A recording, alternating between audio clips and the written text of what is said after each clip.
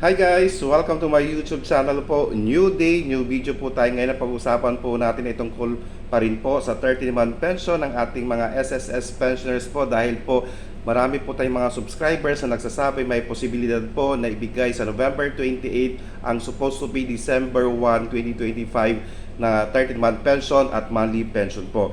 Normally po, ang crediting po natin ng 13-month pension at monthly pension, kung ang contingency date po natin ay nasa 1 to 15 po, ay December 1, 2025 po. Sa ating mga second batch naman po, kung ang contingency date po ay December 16 up to the last month po, December 4 naman po iyon. Kasama na po dito ang mga SSS pensioners po natin na nag-advance ng kanilang 18-month pension po. Pero may mga nagsasabi nga po na by November 28 po, baka po ibigay na po ang first batch po ng 13-month pension at ang monthly pension ng ating mga pensioners po. Wala naman pong masama kung i-check po natin by November 28 po. Balay po natin dahil po may mga instances po na maaga pong nagre-release ang ilang mga bangko po.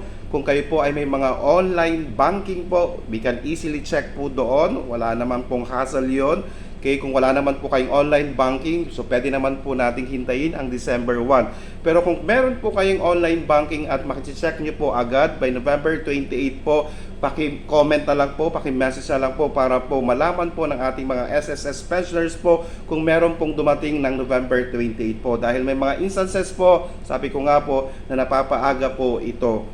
Lalo na po kung ito po ay nasa weekends, nasa holidays po, so napapaaga. Pero ngayon, since November 28 ay Friday at ang December 1 ay Monday, posible pa rin po, okay? Posible pa rin po na mapapaaga po ito. Okay? So, sa ating mga subscribers po dyan, pwede po kayo mag-comment kung napaaga po. Okay? Again, wala naman pong masama kung i-check po natin ng mas maaga or by November 28. Lalo na po yung may mga online banking po. Sana po nakatulong po ako. Please do not forget to subscribe, like, and share para po lagi po kayong updated sa ating mga videos. Maraming salamat po and stay safe. Bye-bye!